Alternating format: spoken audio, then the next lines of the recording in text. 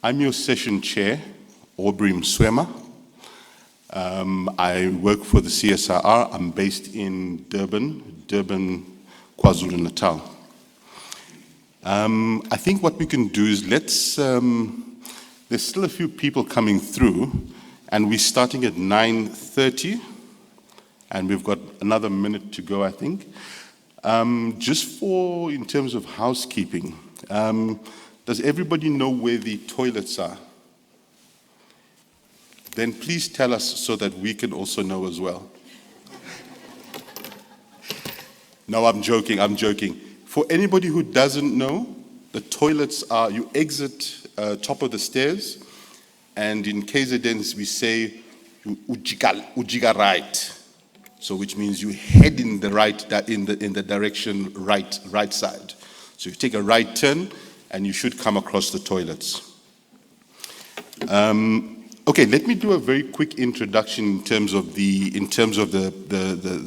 panel and the presentations today.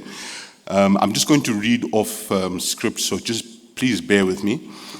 So renewable energy plays a crucial role in enhancing energy security in countries such as South Africa, which face energy supply challenges and require transition from coal-based energy to more environmentally suitable alternatives. With a shift to solar and wind energy, we have indeed moved to renewable energy, but the infrastructure required to generate renewable energy is not currently renewable or circular by design. This session will therefore explore how circularity in renewable energy solutions can be unlocked. Colleagues, with your permission, what we're going to do today, I will invite the individual speakers up to the stage, and then we will have the first speaker deliver their presentation. We're allowing 20 minutes per speaker, and we'd like to request, please, this is more of an information sharing session. So we want you to hear their presentations. So if you need to engage with them, we're going to allow maybe 1 or 2 questions towards the end of the presentations, maybe 3 if we have some time. But if you really want to engage with the speakers, we would request that you do that over a cup of coffee, introduce yourselves, and engage with some of our partners. We've got some very, very capable and very, very knowledgeable professionals, and it'll be useful to engage with them a bit later on. First off, may I introduce our first speaker, who will come and sit on stage. His name is Mr. Gertus Mulder. Gertus, welcome. Please have a seat. Our second speaker is Dr. Karen Surridge. She's from Sanedi. Gertus is from Vito.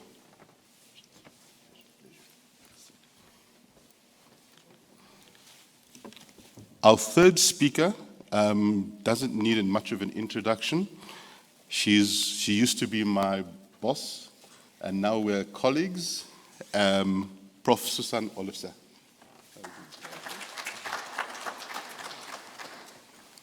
Our last speaker is Stefan Schroeder, and he's the Managing Director from Reclight. Stefan.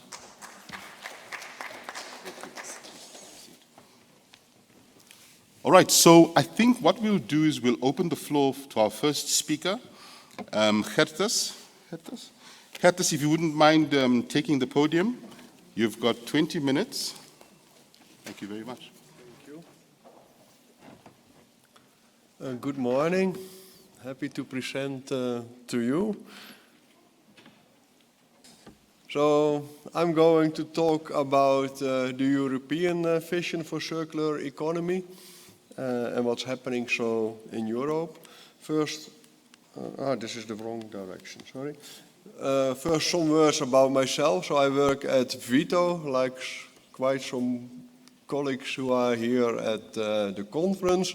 What is special for me that I'm working at the Energyville building, I will say in the next slide. So I work normally on electrical energy storage, mainly in testing, in modeling of batteries, and in system integration for the industry.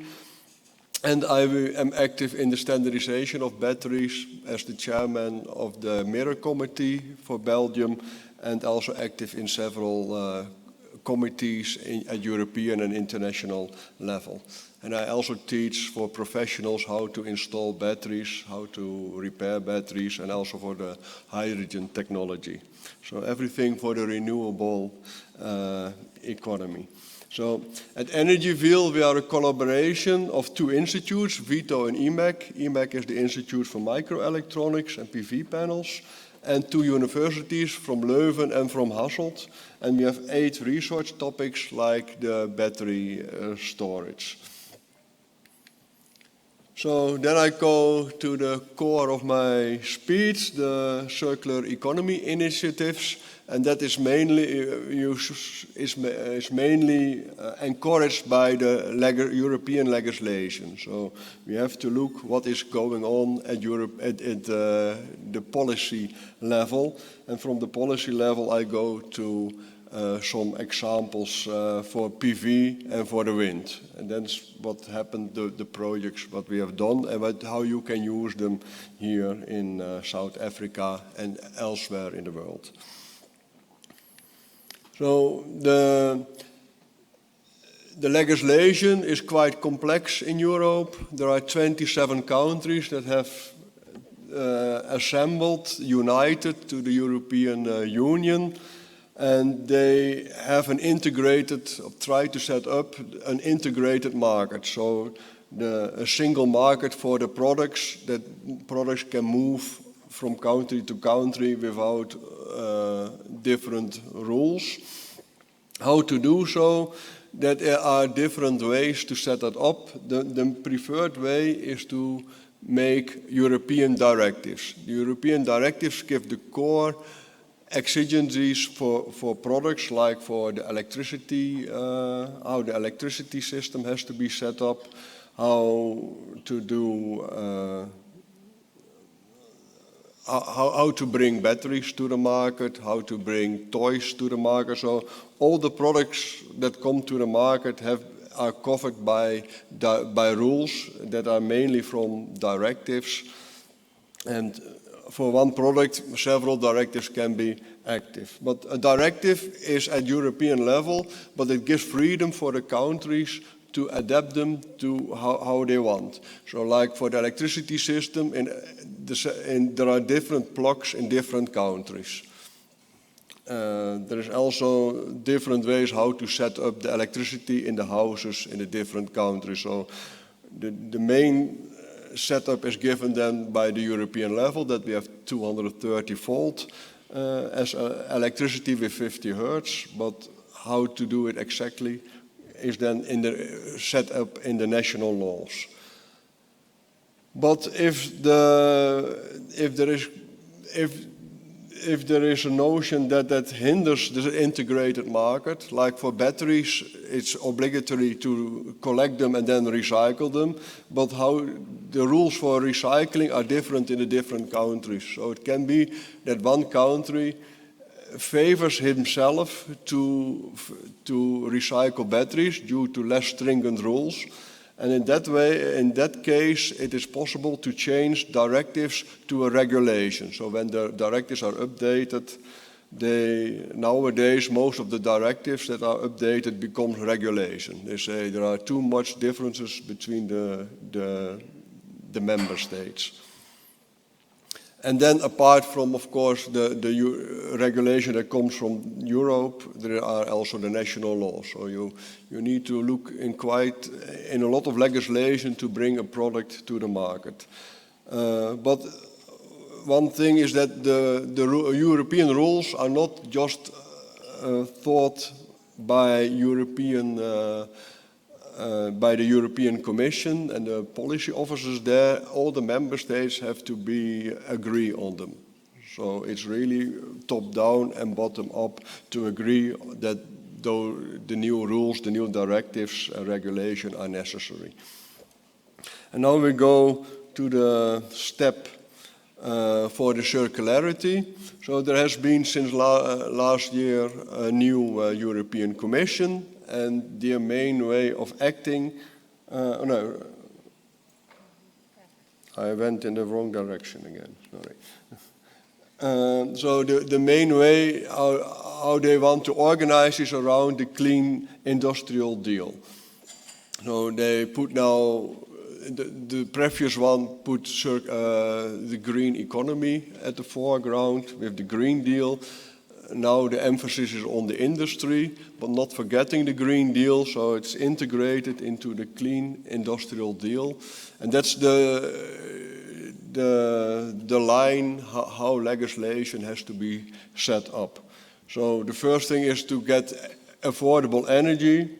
We have, for the moment, far from it. So Europe has much higher energy prices than in the rest of the world, which is hindering at the moment the industry that have to pay more for energy than in other countries. So they have to be much more efficient locally in their processes. But that gives then, of course, the competition between the nations outside Europe. But they also want here to boost the demand for the clean products, that the products that are made in a clean way, especially for the carbon dioxide emissions, that you see also at the bottom of this slide. And then circularity is one of the keywords in the Clean Industrial Deal, to make a market for recycled materials. And that's worked out in the next slide, so with an action plan and with a Circularity Act. So they have a clear aim really with a number on it, that 24% of the materials has to be circular in 2030. So that makes it really tangible as an objective. And they are not only looking at Europe, they also they look outside. So there is the clean trade and investment partnerships. It can be is interesting for South Africa too, to work together in the clean direction. Also, member states are promoting that, like the Flanders region is stimulating clean production in Africa by subsidizing UNIDO to set up, to do workshops and to work out plans how to green up 5 industrial sectors in South Africa. And CSIR is active in it, Vito is active in that, so that's a very interesting way of working together.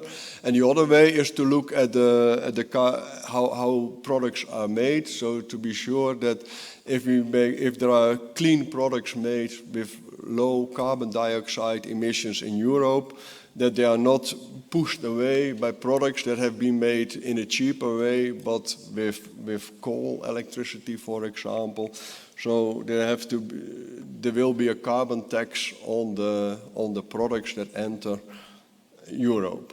But it's not always that's easier, because if you make clean products in South Africa, who are cleaner than products that are made in Europe, because Europe is not green for the moment, then it's easier for South Africa to export to Europe than for European companies to bring their own products to the market.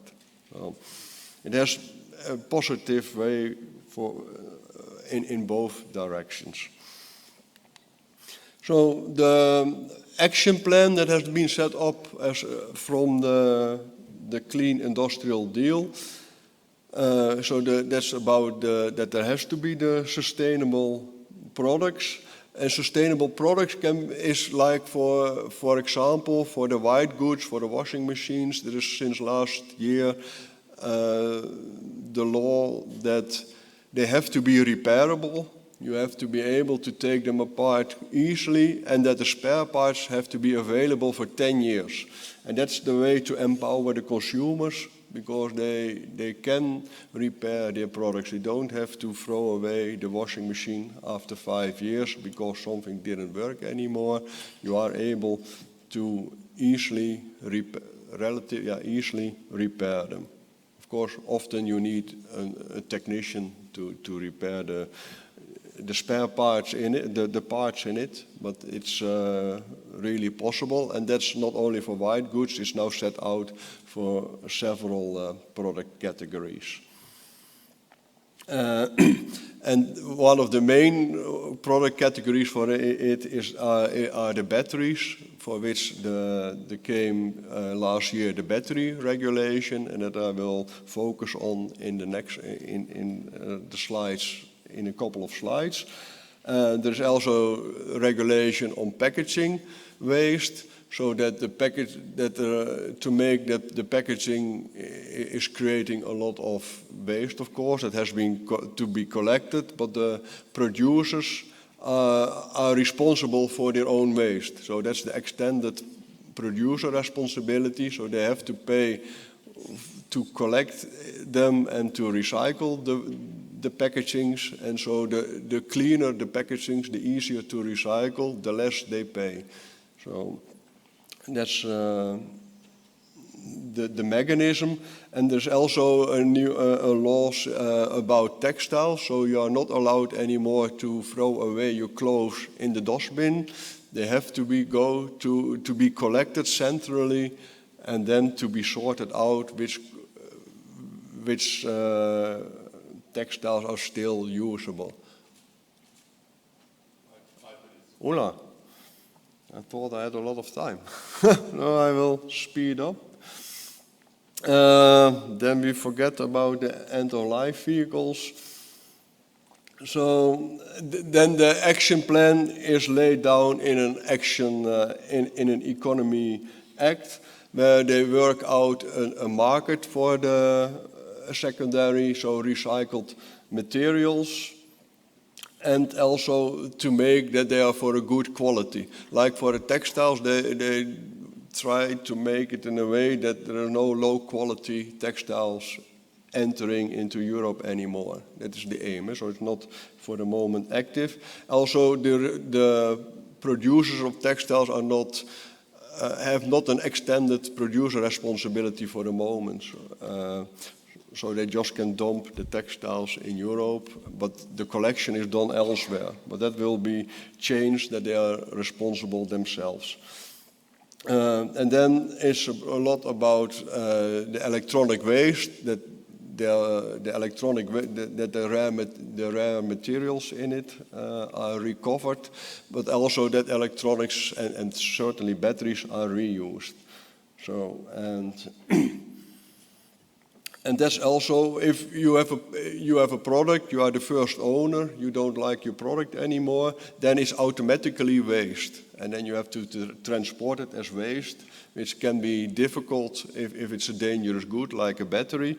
So by new rules to say that you can reuse them, the transport is made easier, and also you can prove you are not obliged to recycle immediately the products, so that makes it easier. And then I already talked about extended producer responsibility, and that's now digitalized. That means that for many products there is a passport, so you have a QR code, and then you can go to the product passport to see how it's produced, what you can do to reuse them and to recycle them. So what is important here, the rules and the act is not active at the moment. It's proposed, and everyone in the world can have his say on it. So there is now the call for evidence. It's open to the end of the month, and then you can give your feedback on what the propositions for the act. So everyone can open his computer and go to the page and give feedback. Then for the batteries, so the battery regulation was the first regulation that's really set up from the circular perspective. And in that way, it really looks that batteries has to be repairable, that it can have a second life, so repurposed batteries, but also that batteries that come to the market have to have materials inside that came already from batteries. So there is a minimum content, not now, but in some years, part of the cobalt has to be cobalt that is not just mined, but came back from recycling. So all the possibilities for a circular economy are integrated in the battery regulation. And so the second life, repurposing batteries, is then recognized as a waste treatment method. So you can, in that way, the first user throws away his battery or bring it to a collection, so it will be collected.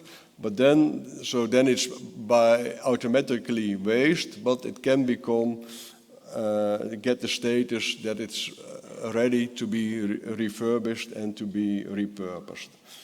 What is a bit, okay, there are no, but that's good. So there are 6 categories of batteries. So all batteries, even redox flow batteries, are covered in the legislation, but there are 6 categories and they all have different rules. So it's very difficult to know what is applicable for a specific type of battery. But if we look at the battery repurposing, then there are 3 articles of importance. So the first one is that batteries have to give the state its current state. So what is the current capacity of the battery and what is the expected lifetime? That is applicable for bicycle batteries, so batteries of light means of transport, for electric vehicle batteries, and for the batteries that you have in the house if you have household storage. And the battery, to make them as a repurposed battery, you don't have to transport them according to dangerous goods. Most of the battery types are dangerous goods, so you have to transport them according to the ADR regulation if it's over the road. But if they are waste, dangerous goods and waste, then it's much more difficult to transport them. But if they are, you can prove that they are in a good shape to give them a second life or to refurbish them, then you can transport them like they are normal batteries. And then there is the battery passport, where you can find the information about how they have been produced, how much recycled content is in it, but also how to dismantle them. And that is stimulating the industry to do repurposing. You are allowed to reuse and repurpose batteries, and you get instructions how to do so.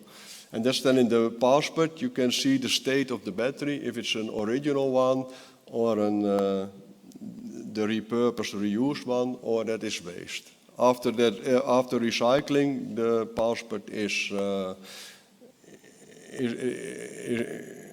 taken away. So then it's disappeared.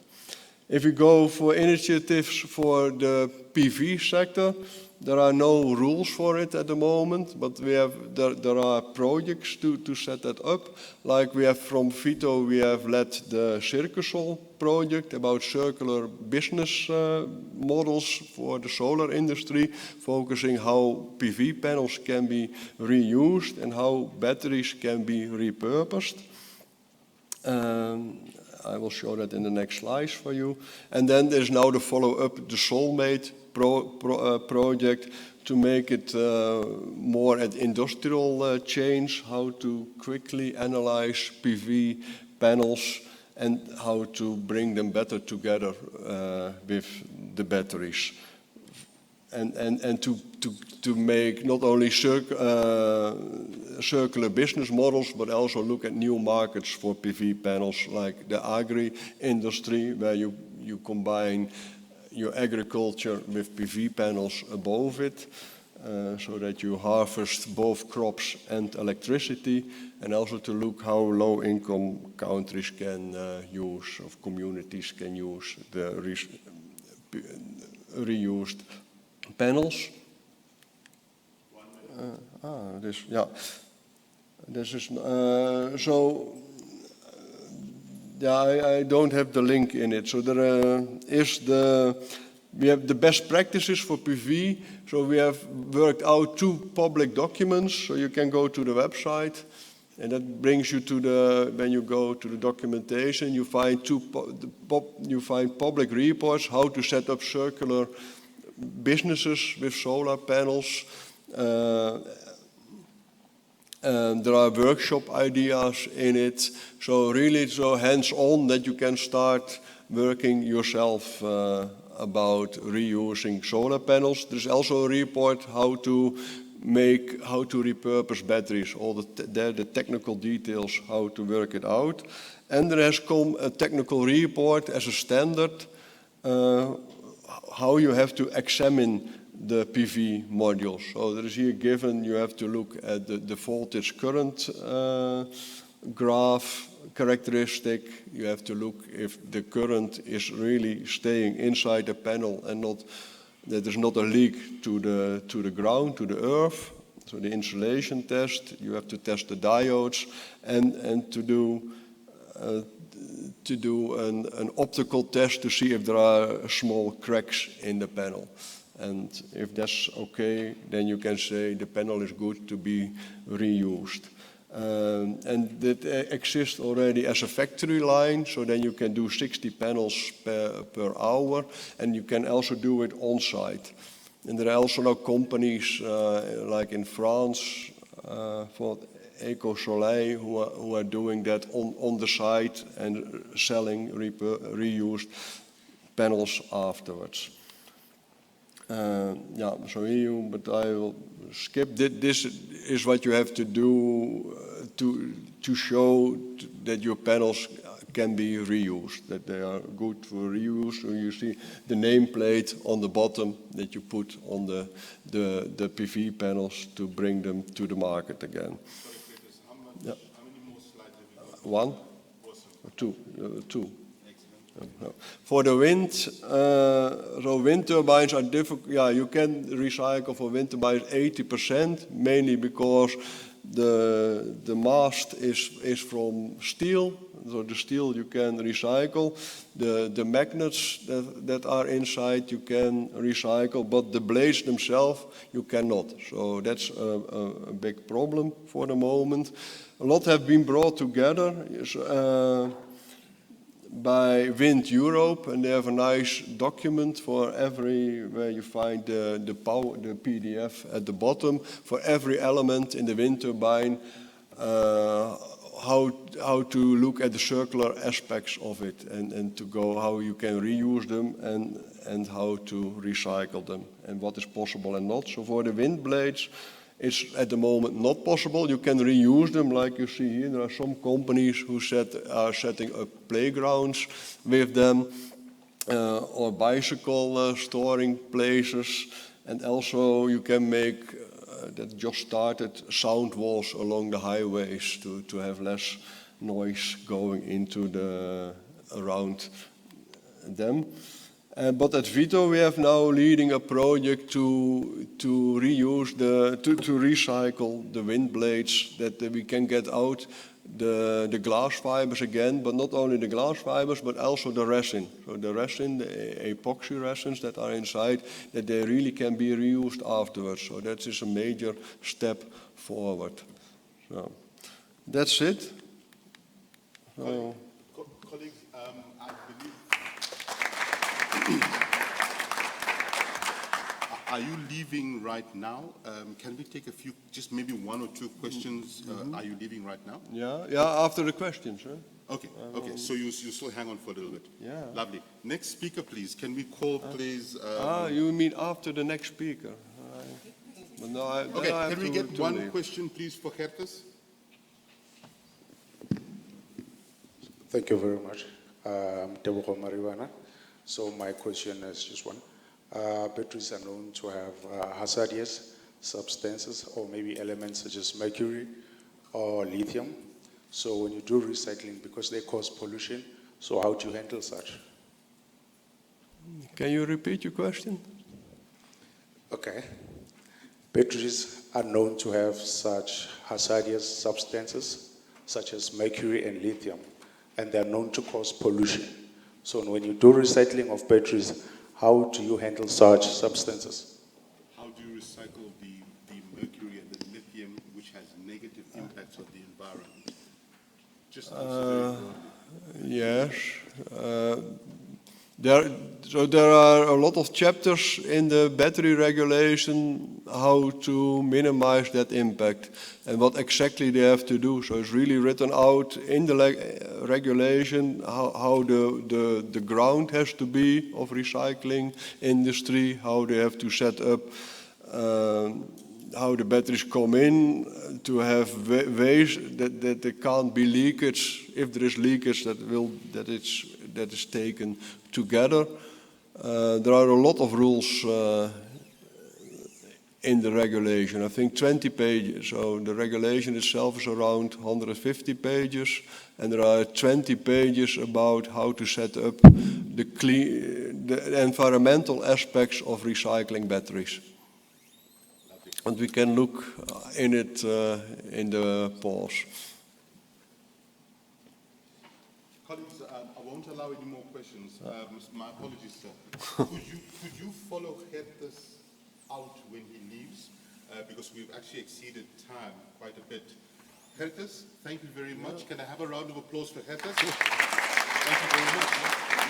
If you need to leave, we will have the next speaker now. Thank you very much, Gertes. Thank you very much. Cheers. Let me introduce Dr. Karen Surridge, and she'll be doing her presentation as well. There we go. Thank you very much. Great, thanks. Are we up or down? Okay. Aha, down. Right, morning everyone. Thank you for joining this morning with a session on recycling or the circular economy around renewables. My presentation is going to be a somewhat more global look at things and then drilling down to South Africa and where we stand at the moment. So just a quick marketing or introduction slide for those of you that don't know me or don't know the South African National Energy Development Institute. We are a state-owned entity under the Department of Electricity and Energy, so we report to Minister Ramaphosa. And we do a lot of research, development, and innovation in the space to inform policy. We don't write policy.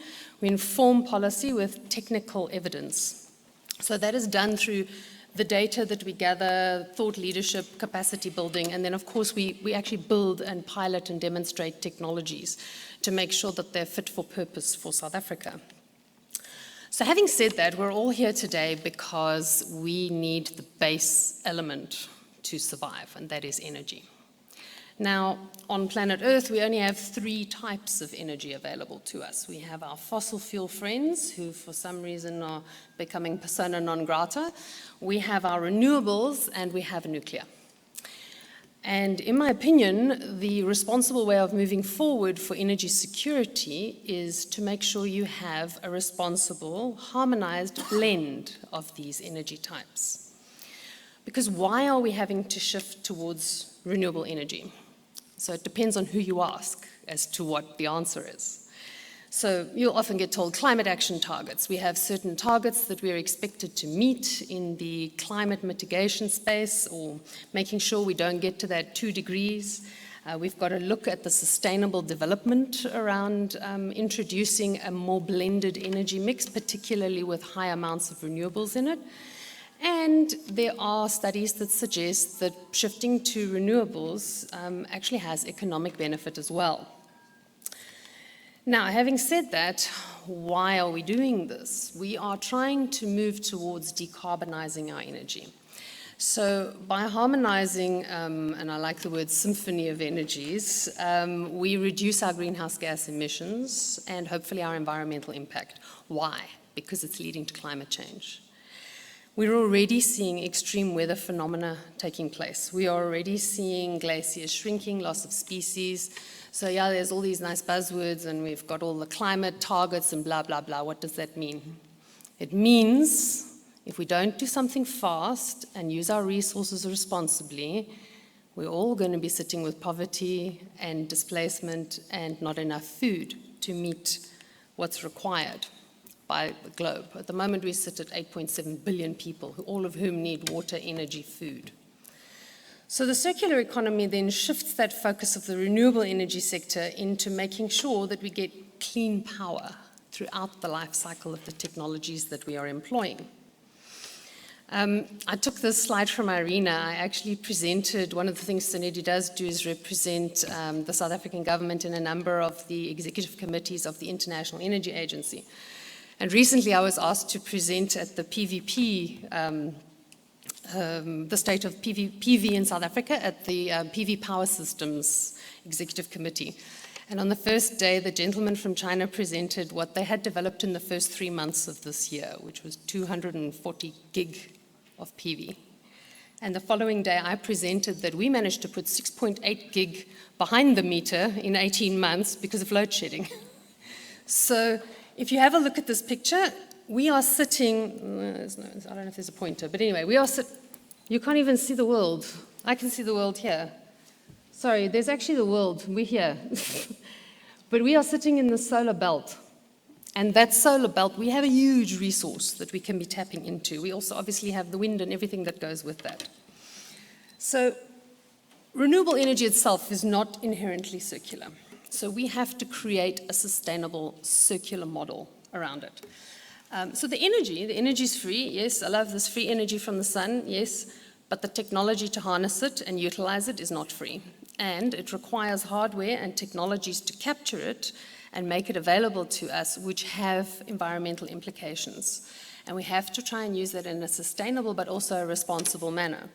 So closing the loop in that sector means that the circular economy needs to be properly integrated into this increased renewable energy that's injecting into our energy mix globally and also within South Africa. So I sort of started to put my head together and thought, well, let's look at the circular version. We start off with a need for energy, so we all need energy. Where are we going to get it from? So we have to identify our energy source. We need a technology to then harness that energy source, whatever it is, which will then lead us to energy security. So hopefully we're using multiple technologies with multiple energies that are giving us energy security, but that technology has a lifespan and it needs to be disposed of. So once again, we need to move into the innovative space of how do we do that? Can we reuse and re-enter this cycle, or can we repurpose and move into other cycles? What you saw just now with how the textiles would be split, how the different components of the technologies are split up and used in different spaces, plays a role here. So if we consider it as a linear model, so what's happening is you've got an increasing waste stream. Everybody's building renewables, but they have a lifespan.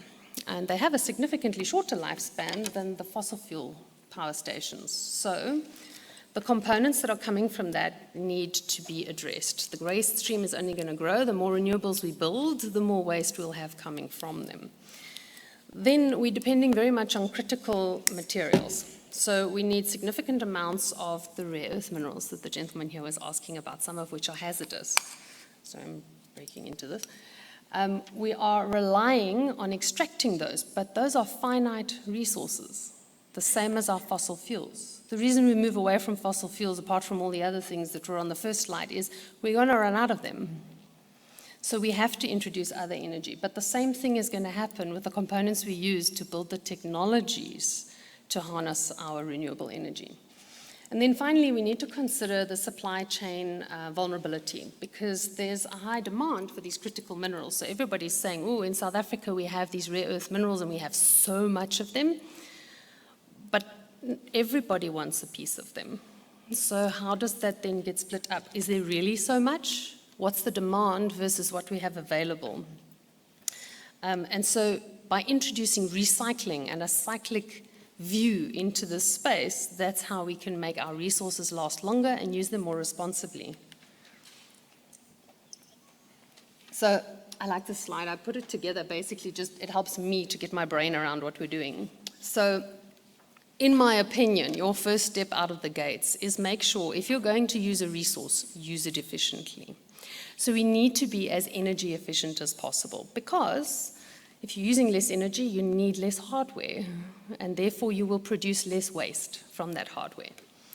You need to meet your energy demand efficiently. So you have to still be able to do what you need to do and grow the economy with your new energy efficient approach. And then finally, you need to have energy access. You need to be able to utilize that energy as and when it's needed, where it's needed. So that's the only way to enhance economic growth moving forward. So circular strategy. If we start to look at the circular strategy that we're putting into play in South Africa, we need to design for circularity. So when we design a product and we put it out there, it needs to already have a plan of how it's going to move through the circular cycle. It would also help if the lifespan of that product was longer. So let's take a look at PV panels, for example. When they first came out, you would put it up 5 years, 10 years, and then it's not really so useful anymore. Now we're looking at 30 years plus on our PV panels with a higher efficiency. So there we're already starting to see an extended lifespan with an extended performance span. Then once they do reach end of life, do we move into recycling and recovery? And do we start to look at how we can work waste and energy into the same cycle, because they're all part of that nexus that falls into place. So all of this needs to be integrated to meet our circular strategies. There's a lot of writing on this slide, but I'm just going to go through the main challenges.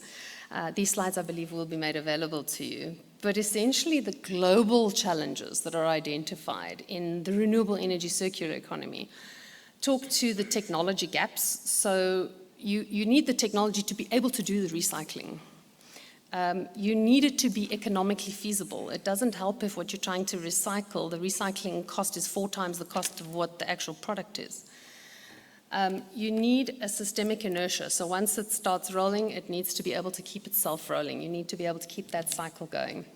And the policy and regulations have to be in place to support this. So our previous speaker, you just saw a lot of policy and regulations that are coming into play internationally and in the European space.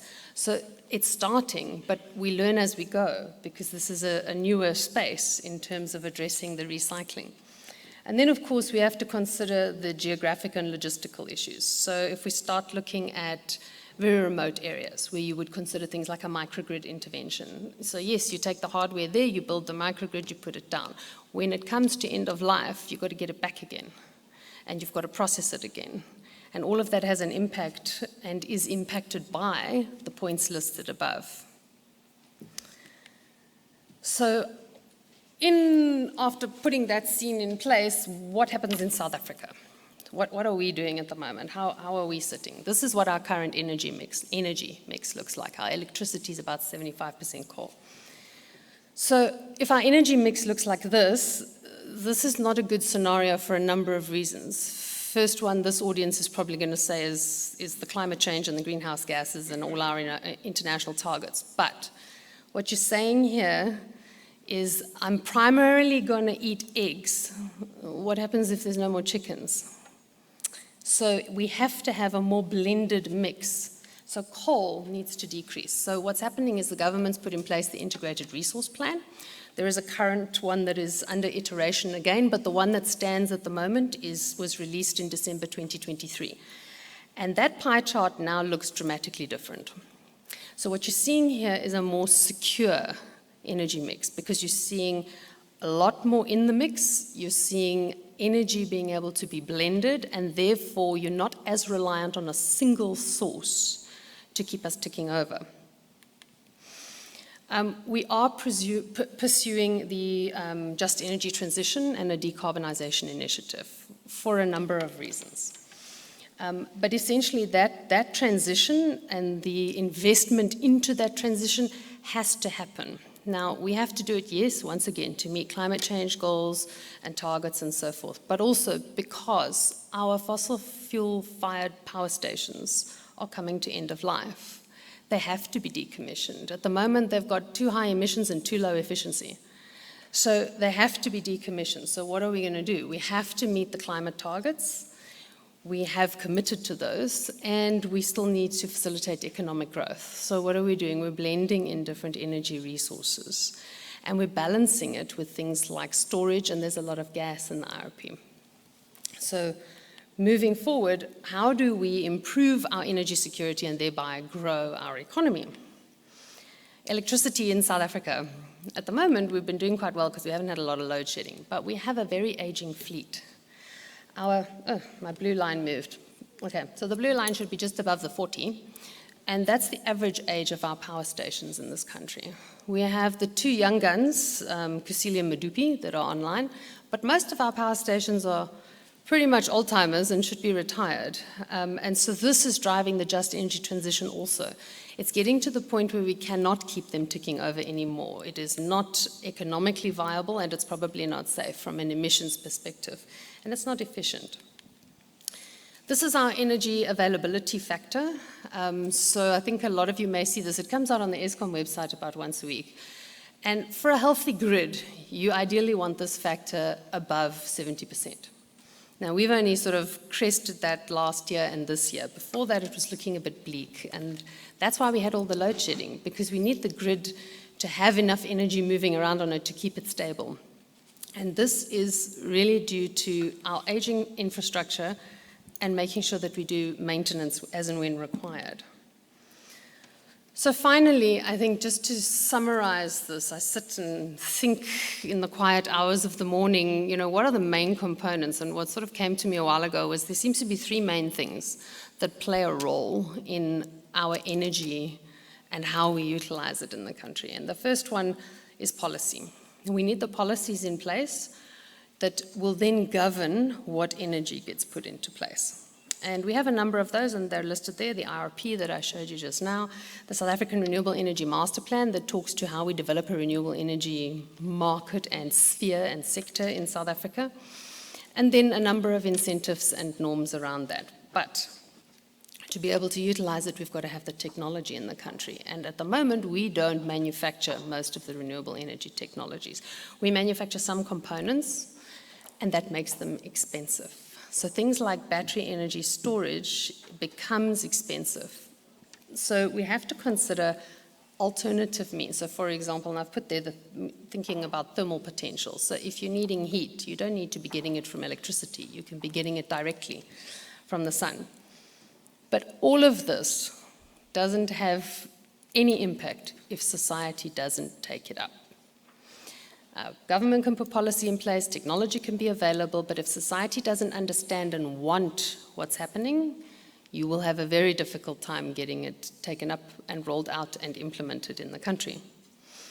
So one then has to see, well, if you want the energy security and you want society to uptake it, you have to get that awareness out there. It has to be socially acceptable to want to diversify or secure your energy source, and it also has to be affordable. So I often use the example of cell phones. We're all slaves to our cell phones. There's not one person in this room that doesn't know what the charge is on their phone at the moment, when they're going to charge it again, and who they're going to chat to in 10 minutes' time when they get bored with me, or hopefully 10 minutes ago maybe when they got bored with me. You are a slave to your technology. You love it. You as society took it up. What we need to do is implement that in the energy space. So that people understand that if you just switch on the light doesn't just happen. It happens because of technology that you've accepted into your space. And with that, I will say thank you very much. Thanks for listening.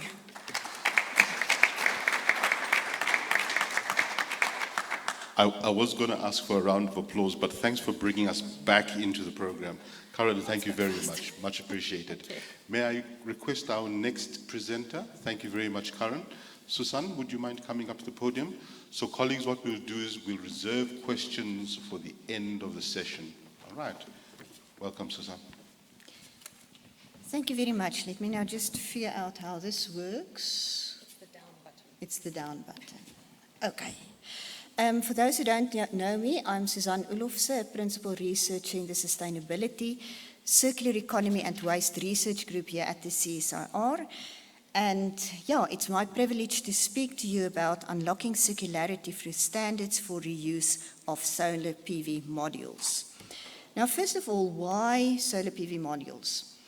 Well, if we look at recent reports, the global report actually stated that most of the global south, including South Africa, are classified as build or grow countries or nations.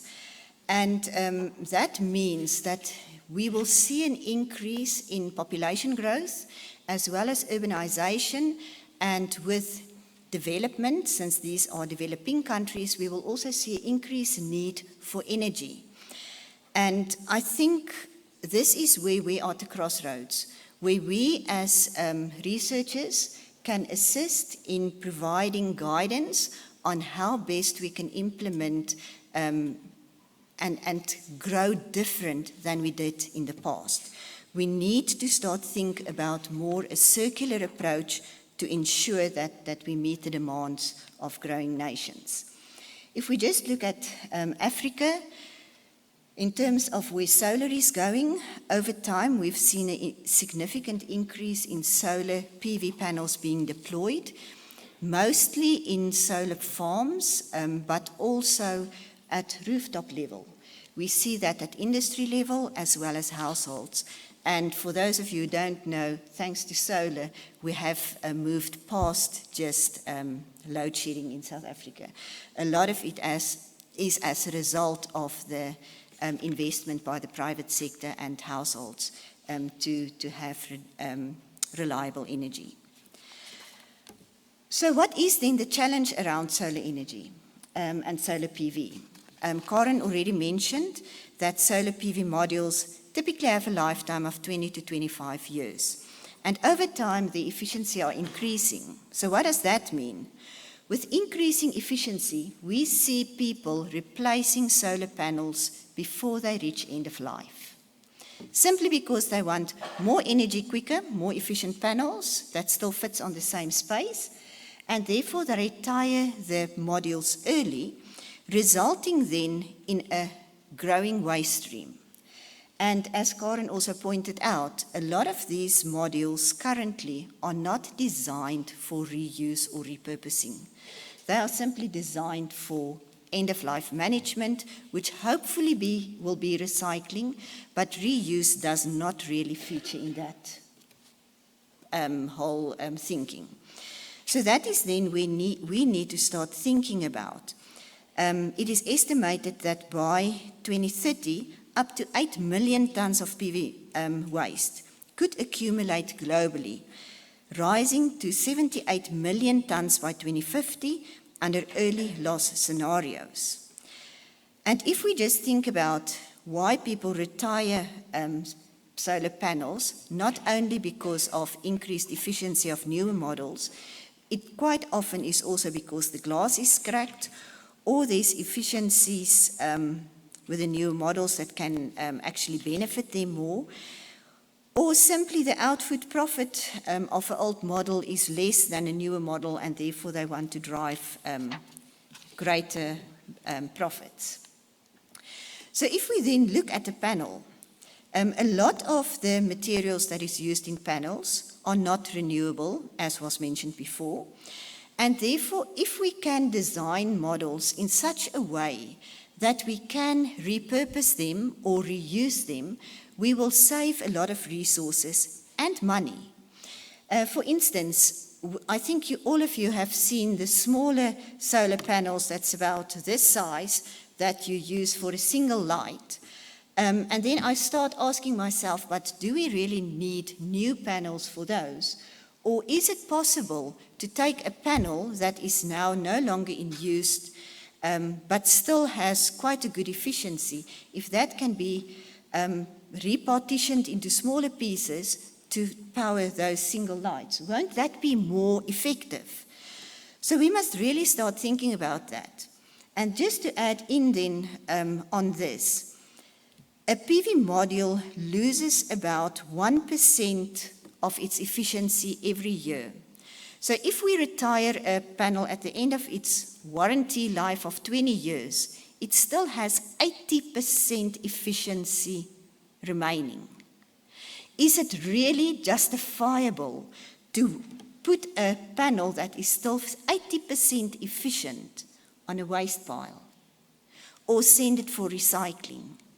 Is that efficient? Is that sustainable? I think we need really to simply rethink what we are doing. So what are then the limitations of reuse of early retired panels?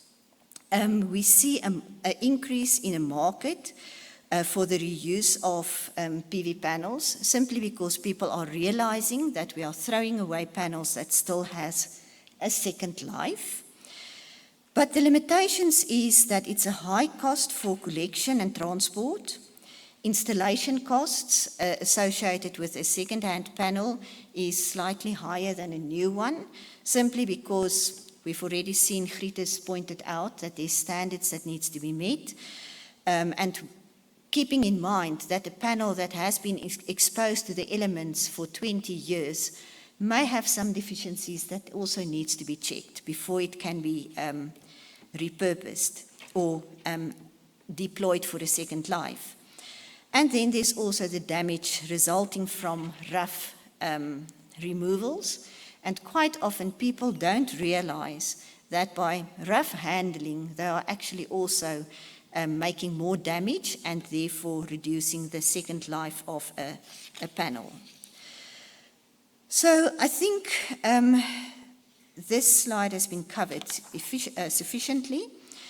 So why does reuse then matter?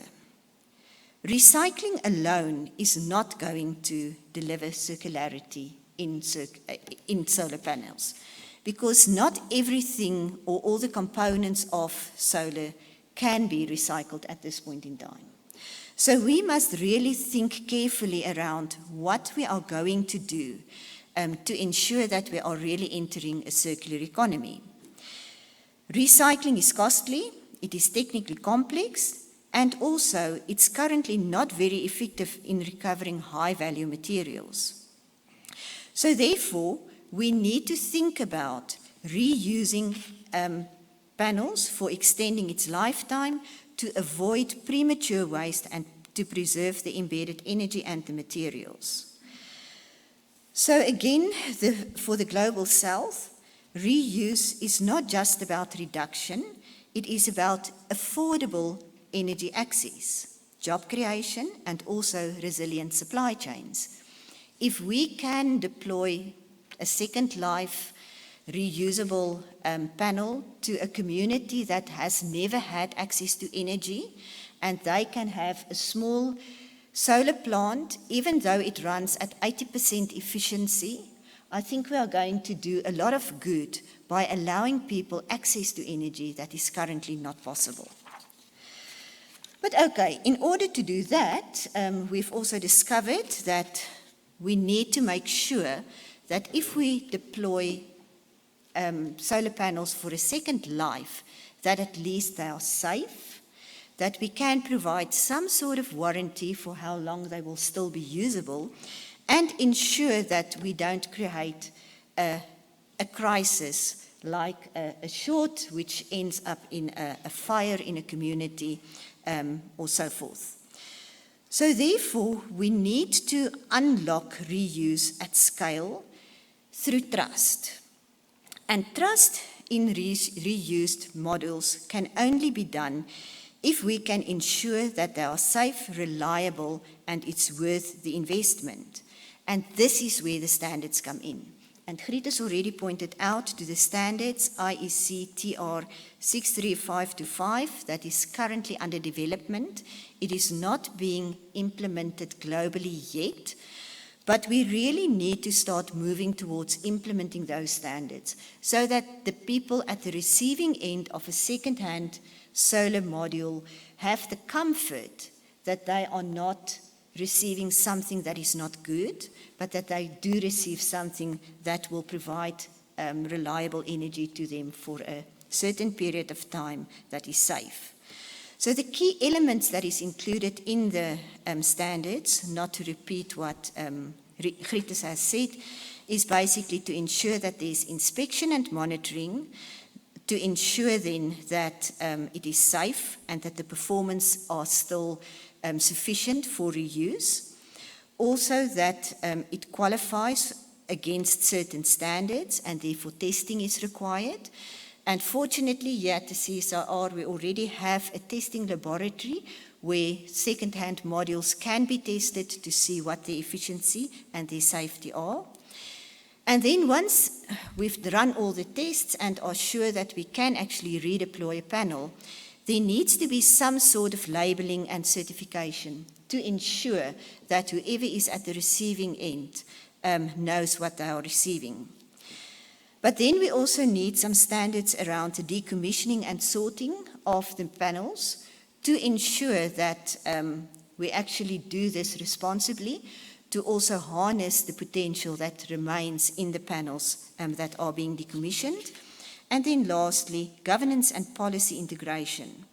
Again, standards can underpin green procurement, extend producer responsibility, and also incentives for reuse. But without harmonized standards, the market risks being flooded with low-quality second-hand modules, which undermines the safety, performance, and public's confidence in reuse. So what are then the opportunities in the Global South? I think first of all, energy access is what we need to ensure. Reused models can support rural electrification and also community energy projects at a much lower cost than installing new. And as I said, it can really make a difference. It can also assist local enterprise development for the refurbishment, repair facilities, which can create jobs in testing, certification, as well as service provision. And then it will create regional value chains. By sourcing and reusing modules locally, we are going to cut down on transport costs and emissions while we ensure affordable energy supply to people that really needs it. But all of this does not come without challenges. I think we've already mentioned there are a lot of technical challenges because we sit with a number of modules that came onto the market at different stages with different technologies behind them. So modules vary in design, in age, in level of degradation, and therefore they require careful testing and categorization. And therefore we need the required laboratories. And having one laboratory at the CSIR in Pretoria is not going to help the country or the continent. So we really need to think about how we can expand the network of testing facilities. Economic, new prices or new PV panels come cheaper now than they did 10 years ago. And I think that is also going to happen in future, which actually means that reuse becomes less competitive unless it is supported by incentives.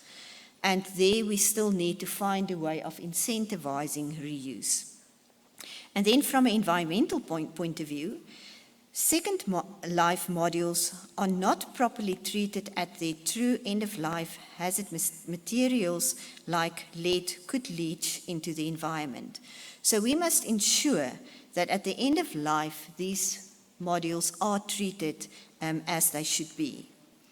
And then regulatory, current legislation lags behind. We don't have any proper reuse regulations in South Africa.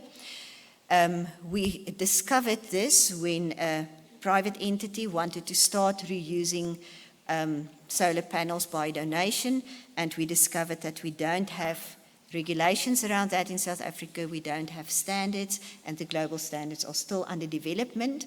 So again, this is a hurdle that we are hitting, but let's see it as a speed bump and not as a pothole that's going to cause damage. So I want to then move on to a call for action. To truly unlock circularity through standards of reuse, we must adopt harmonized international standards. Otherwise, we may risk, again, that substandard panels, second-hand panels, will be imported at a cheaper price, which we cannot afford from an environmental and safety perspective. We must embed reuse into policy to ensure that the EPR regulations extends to also include then reuse. that procurement rules are covered, and also to incentivize for certified reuse modules. And then we must build capacity in the global south. We must invest in laboratories, as I've mentioned, reuse facilities, as well as skills development in order to check and maintain the panels that are reused. And lastly, to engage industry and consumers to build trust through transparent labeling and warranties. So in conclusion then, I think it's quite clear solar PV is central to renewable energy transition. I think that came also from the previous presentations, quite clear that we need a mix, and solar is part of that mix simply from where we as South Africa is situated. We have a lot of sunny days that can really produce a lot of energy. But the sustainability of solar depends on the full life cycle management, not only on end of life and not only on how we design. It has to cover the entire life cycle to ensure that the maintenance is happening, that the redeployment can happen, and that the second-hand panels becomes something that people actually want to invest in. When we were at the peak of load shedding, there were more people looking at solar investment for their households. And I even had some questions of people asking, but isn't there a place where you can access second-hand panels? If you know it is still good quality, why not? So I think that's really something we need to think about. And then just circularity ensures true sustainability, ensuring that we keep the modules in circulation, but also all the materials used in the production thereof. And lastly, reuse standards turn looming waste into an opportunity. So circularity is not an option. It is the foundation of a sustainable energy future for South Africa, the global south, and the developing communities. Thank you.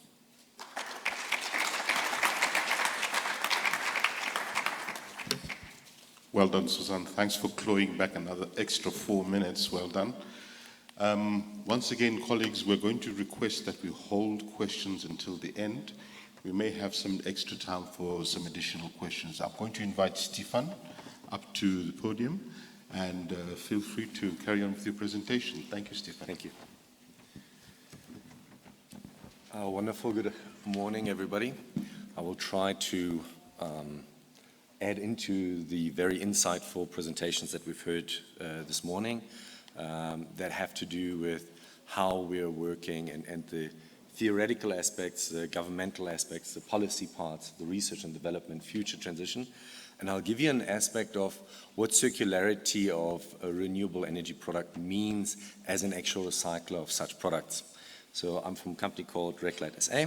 We're an electronic waste recycler here in South Africa. Now I've done the marketing bit, done and dusted. And what is actually renewable energy products? Everybody talks about this, so I've put a couple of things up here for everybody to have a look at. We're seeing our batteries, we're seeing our inverters, our solar panels. Something else also renewable is your solar heating. That's direct heat recovery, so you no longer need to have a gas or a solar electrical geyser.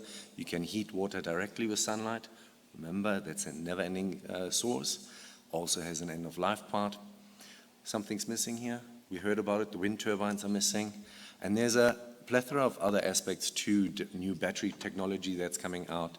We have not just lithium-ion batteries coming out, we also have sodium-ion batteries coming out, another new thing. And then we've put, just for good measure, anybody can see that there in the middle, it's a good old lead-acid battery. So, having that in mind, this is what we're actually managing.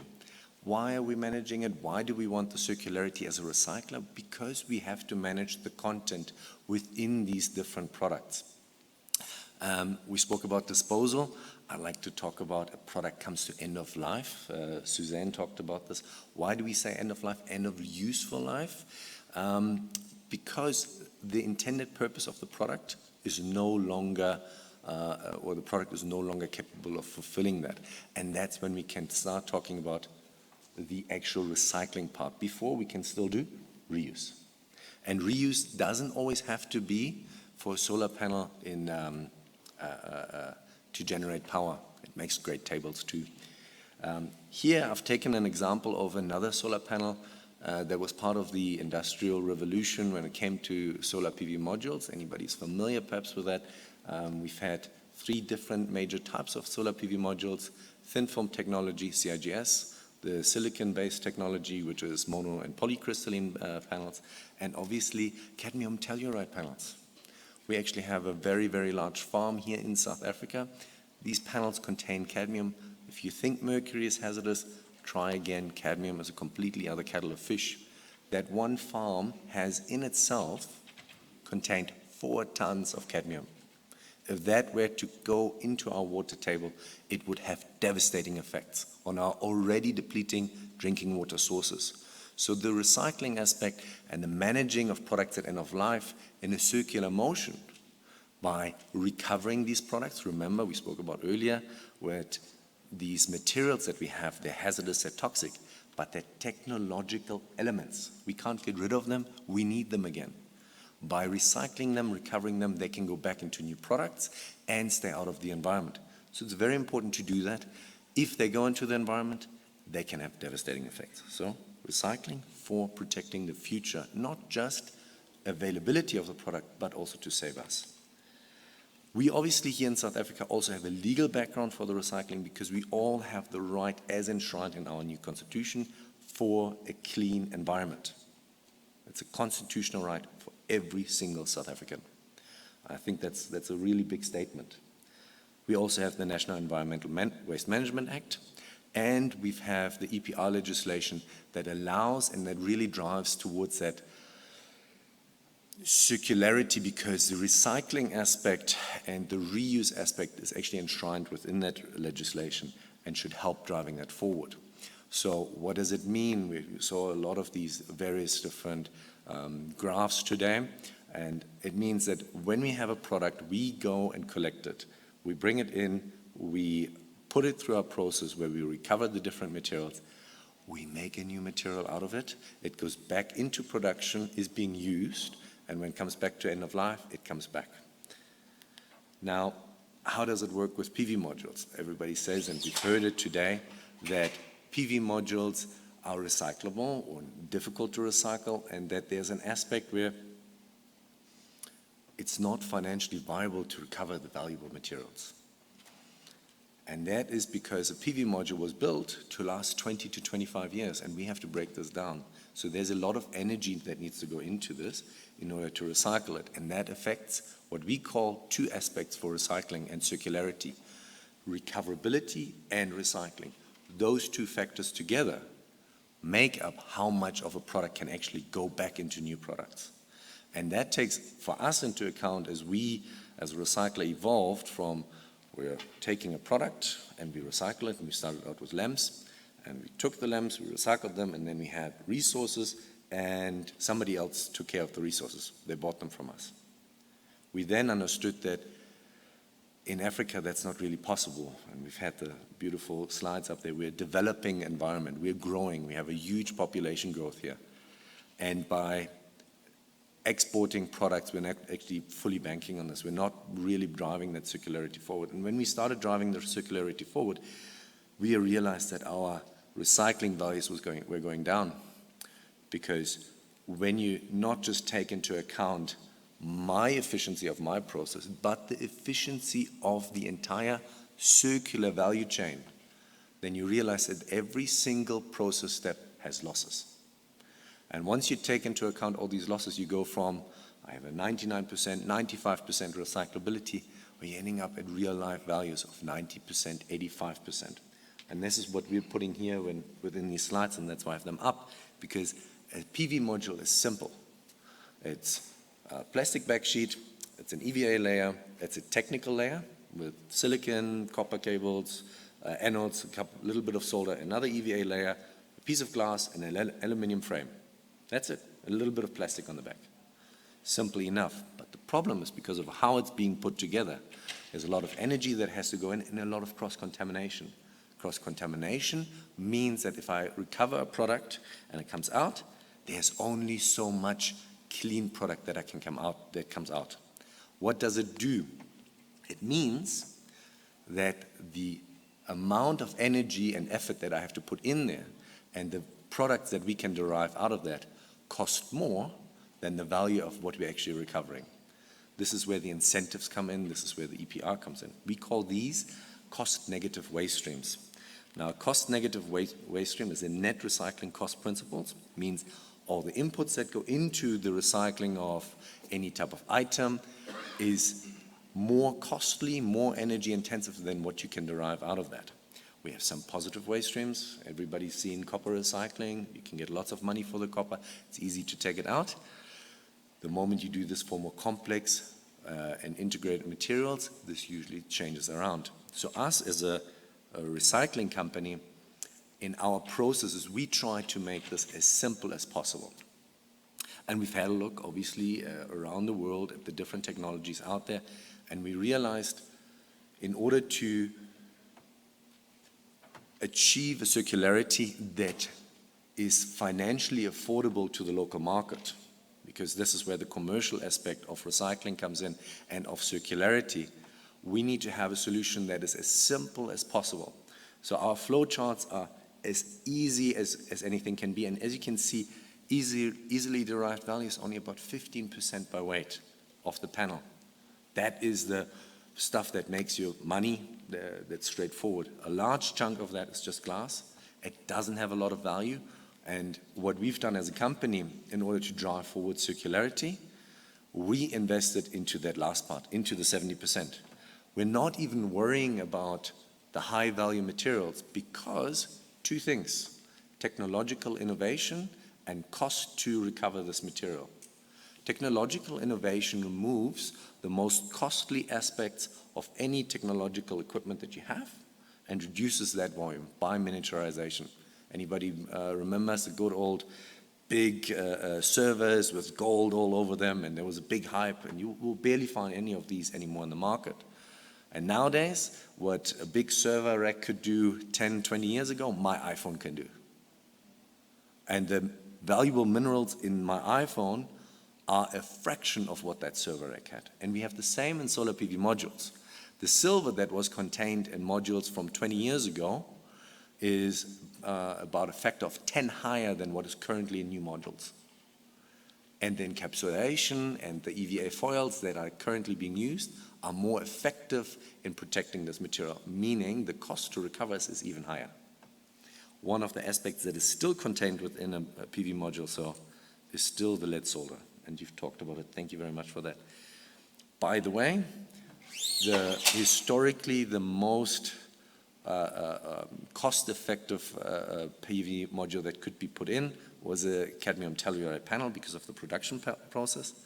However, it also has the highest lead content. So next to the cadmium that's in there, the next highest, biggest impactor to the environment is lead, actually, in order to make it work. So what did we do? So we realized we need to split up this PV module, the silicon-based PV module. This is our biggest streams that we have. That makes up about 95% of the market in South Africa, of all technology installed, is not by going and trying to increase the value of steel and aluminum. We just need to make this as clean as possible. It's not by going after the valuable resources right now. It is by increasing the value and localizing the value of the glass. And we've done that, and we followed, we have this Ellen MacArthur diagram here, by doing one thing that was in one of the slides today. You heard it, and it says preserving contained and embedded energy. Glass, in order to manufacture glass, a huge amount of energy has to go into this glass in order to smelt it, in order to shape it, in order to mix it into the composition. So our recycling processes, instead of trying to focus on how can we bring this into another glass product, we try to understand what are the physical and chemical properties of this glass and how can it be reused with minimal energy impact input. So it means no heat process, a pure mechanical process, and with that we can then manufacture a local product that is used in the market here, displaces import products from China and India, and creates an entirely new market that can then create jobs, income here, and at the most biggest point, 0.01% of the energy that a heat process would use. That has two good feedbacks. Number one, it reduces the carbon impact of that material. Number two, it lowers the cost.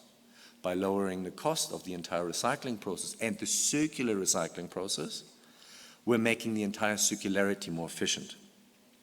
And that's the biggest point forward. Next part, we're also talking about lithium-ion batteries in the market. Again, the same process. We've heard the EU battery regulations that are, I would say, very advanced. One of the things that was unfortunately missed, and it would be nice to have the gentleman from Europe here today, what his impact is. When we started recycling lithium-ion batteries in the beginning, we were urged to export them. And the biggest request for product came out of Europe. And the lowest price anybody would pay for the minerals was Europe. And that was because they had regulations and policies in place that prevented the export of batteries and the globalization of recycling, reducing the drive for commercial processes or commercial value of waste batteries and the material in comparison to the rest of the world. And that's as bad currently that Europe only pays about 50% of the actual market value compared to the States or Asian countries.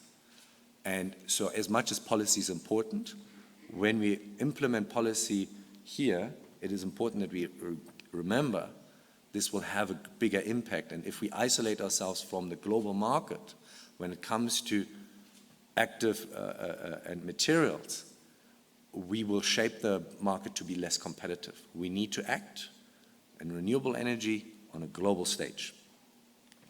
Why is that? Well, batteries are here to stay. From right now, everybody that's here in the room, you will have at least one lithium-ion battery on your person.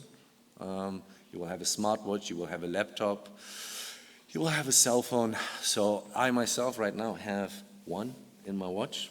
I have another one in here, and all of these will have to be replaced. Some of them are rechargeable, others are primary cells, so they're only one-time use. All of them contain different types of valuable commodities. There was a gentleman in the audience asking, lithium is toxic. Fluorine is much more toxic than the lithium, and that's a much bigger problem. That's the electrolyte that makes this thing work, and that's a bigger part that needs to be managed properly. So as part of the circular economy, recovering lithium-ion batteries, recovering the valuable aspects or materials, technologically, it was possible 10 years ago. Economically viable within Africa, within the world, not so much. Why do we want to recover? Why can't we put it out? It's because we have this. This is the best system. We have so many best systems, and one battery goes faulty. We have these higher energy densities, and they go up in flames. If we're shipping them, we've heard this also with the battery part within Europe, that you ship them as second-hand goods or as under new battery regulations, they still have to have really big encapsulations. It's really costly to ship batteries across borders. So our process is localized, small, dry. It reduces costs, and everything has to do with we reduce the amount of energy that we have to put into the recycling process in order to derive as clean as possible further processable products. Products is the key word here. When we're looking at circular economy, anything that has to do with creating an economy that can rotate products, the biggest driver to preventing that is costs. So, by reducing the costs in the initial stage, thinking about what can I make out of this, and perhaps sometimes, and I'll give a good example that doesn't have to do with the best system, but with your traditional household battery. Do you know that traditional household battery, if you separate the different types, there's one type where we can utilize that electrolyte as a fertilizer activator directly out of the battery. We just have to remove the steel, the plastics, create that active material, and it makes fertilizers more effective. Very simple, very easy, purely by understanding what we're working with. I don't want to work with some colleagues out of the States there, but the first basis principle, when you start applying that, you can really drive recycling and circularity forward. The one biggest scapegoat that we had, so we've been doing this now we've had our 16-year celebration last week. The biggest stepping stone that we had to overcome was we're working in a negative space, and then I have to go to you and I have to say, I can recycle this, I have the solution for you, but here's a bill. I'm sorry, you have to pay for this. There is a cost involved. And in the economy that we're in, and in the global drive for cost efficiencies, the biggest stopgap for driving us forward was costs. So with the incentive, with the inception of EPR legislation in South Africa and the emergence of producer responsibility organizations, within South Africa, we've been able to increase the amount of waste that we can bring back out of the industry purely by being able to have access to the waste and no longer having to say, you need to pay for this. Instead, we're working with manufacturers directly together, and we can, by working directly with manufacturers and saying, this is the solutions, are you happy with this? This is the bigger cost behind that. And they can work this directly into their products. And we talked about the circularity for reuse and recycling. And we're having these discussions. And the biggest part is there's possible in some products, but in other products, it is a balancing act between how much can I make it more recyclable before I impact the productive, the warranty aspects and the quality aspects of my products. So there's some parts. Other parts, we've realized that the products that we're making can actually be used by the producers in other aspects of their working relationships. So it's that real circularity is happening. It's just another slide to show which EPR, what products are currently covered by EPR. So batteries, tires, somewhat, Susan, lights, oil, packaging, glass, and obviously electrical and electronic equipment. With having all of this in mind, and in closing, please always handle your renewable energy products with care, especially at end of life. If you recycle them, they can come back, and we can make the world a better place together. Thank you.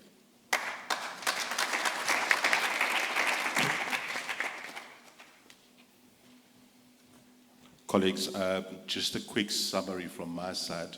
So we're really grateful to Gertes, our first presenter who talked to EU policy, the EU policy landscape. Our second presenter, Karen, who I was quite the renewable energy mix and the positive innovations that are happening in that direction.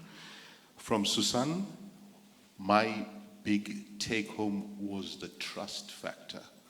Trust in the second-hand materials market. That was my biggest take-home.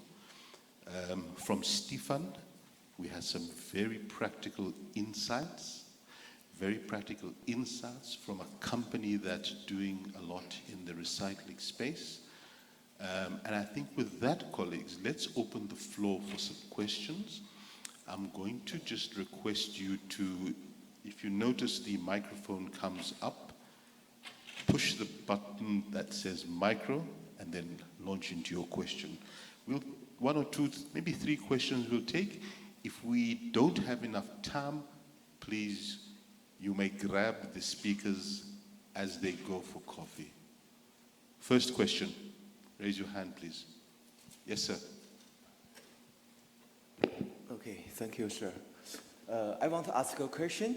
Now, many governments has set a policy about let the producer has the responsibility to collect or recycling this like batteries or PV modules. But no, in the reality, no, the producer has selling these products to the end users or some customers. So in your set, in the reality, how this, how the recyclers can buy or the government force them to recycling these products, the retired products to your company? How building this recycling network? I think I just want to ask these questions. Thank you. Does anybody feel confident to take that one? Or perhaps maybe one or two speakers, perhaps? Okay, I'll give it a stab, and I think Susan can might be better at this too. So from a pure commercial aspect, we've had regulations banning electronic waste from landfill for since 2016, I think, 2018. Electronic waste has been banned from landfill, including batteries. So there's a legislative drive for recycling. That's the first part. So any end user is not allowed to put this into landfill, and they would have to utilize waste management companies in order to manage their products. The household user is a different story. Let's not go there. So from that aspect, that's covered. And then from the EPR aspect, is the government's been on a very strong drive and to get producers to sign up to become compliant to the regulations. And then a producer can either by themselves manage that waste or work with a producer responsibility organization that then has multiple manufacturers, producers that they represent and that they would then affect collections, so to say.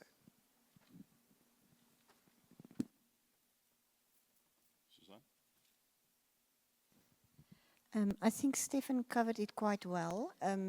The South African waste legislation supports the waste management hierarchy. So we try to push waste as high up in the hierarchy as possible. And since electronic waste was a big problem for government to manage, they've decided to move to extended producer responsibility, because extended producer responsibility by default shifts the responsibility to the producer. And the way it works in South Africa then, as Stefan alerted to, is that a producer responsibility organization is then set up, and they act on behalf of the manufacturers to ensure that the collections are done. But the PROs then also have to develop a EPR scheme which includes then certain targets that they are then held accountable for. So government will then over time monitor and check if the PROs are actually meeting the targets that has been set. And in that way, government monitors how we move forward with this. But I think the one thing in the South African legislation is that electronic waste is not further defined. And renewable energy components by default fits into the e-waste, but it is also questionable whether everybody interprets the law exactly the same. Because, I mean, once you start dismantling, there's components that's general waste, these components that hazardous waste, and these components that then still has the electronic components in. So we haven't got that level of stratification in the South African legislation yet. I hope that helps answer. Thank you very much for that question, much appreciated. We have another question. Yes, please. Please introduce yourself. Sorry, I should have asked you to introduce yourself. Introduce yourself, please, and give your question. Yeah, my name is Masha. I'm from the Netherlands. I was just wondering, in Europe, they're really working hard on, so the producers have to produce products that are easily to dismantle, for example. That would really work for the PV systems, where if it's made in a certain way that it's easy to dismantle, it would be easy to recycle as well. Like I mean, there's nothing, I didn't hear anything about that at all. So it's more or less like a bit of a comment, but does anybody feel confident to just talk on that? Yeah, I will comment on that. I think I totally agree with you. We need to focus more on design to ensure that there is proper design so that it can be dismantled for reuse and recycling and repair and whatever. But I think Stefan made the point that we actually need to look at electronic waste in general at a global scale and not necessarily at country level, because in South Africa, we don't produce a lot of renewable energy equipment. We import most. And unfortunately, there's no real regulation around where we import from. It depends on what we need. And we don't get, well, since there are no global standards at the moment that's being enforced, we get a mix. And poor Stefan is at the receiving end of the mix. That is, I think, a big headache for the recyclers. So yeah, that, I think if we can push more for global regulation around this will help a lot. Yes, I would agree. I think Stefan actually alluded to that in part of his presentation. We need to design stuff in the beginning for any eventuality downstream. So any other questions? Are we good for time? Colleagues, I think we will have to hold, I've been chided by my colleague here, we will have to hold questions. If you would like to pursue a question with the speakers, please grab a hold of them as they rush for some tea. So with that, please may I have a round of applause for our speakers. Thank you very much, colleagues, much appreciated.